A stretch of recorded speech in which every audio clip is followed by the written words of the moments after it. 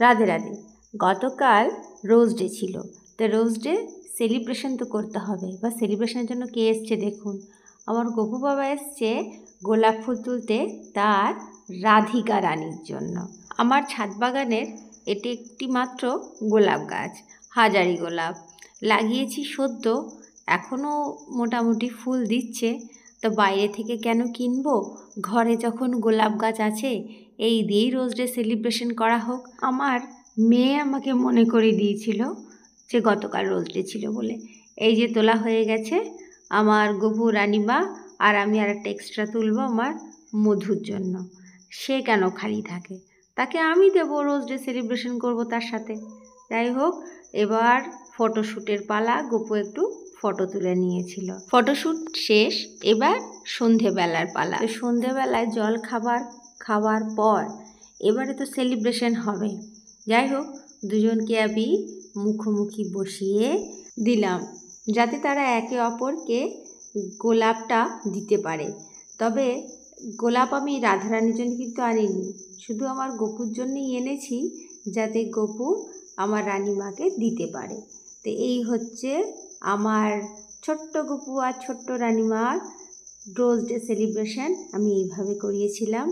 এই যে আমার গপুর থেকে নিয়ে আমি আমার রানীমাকে দিয়ে দিলাম। যাই হোক, এদের দুজনে তো সেলিব্রেশন হলো। আর একজন ভদ্রলোক তিনি কিন্তু নিচে বসেছেন, এই যে মধু। আমার মধু তো ব্যাচেলর মানুষ, তাই জন্য সে বলল একটু আলাদাই বসি, আর তার জন্য একটা গোলাপ আমি দিয়েছি আমার তরফ থেকে তাকে রোজ ডে। এই যে তার কাছে রেখে দিলাম। তাকে যদি না দিই তো সে তো দুঃখ পাবে, আর আমার গপু রানীমা মধু দুঃখ পাক, সেটা আমি কোনো দিনই চাই না, আর চাইতেও পারবো না। আর এই একটি গোলাপ আমার গপু রানীমাকে দিলাম, কারণ মধুকে দিয়েছি, আবার তাদের দুজনকে যদি না দিই তাহলে মুখ ফুলিয়ে বসে থাকবে দুজনে।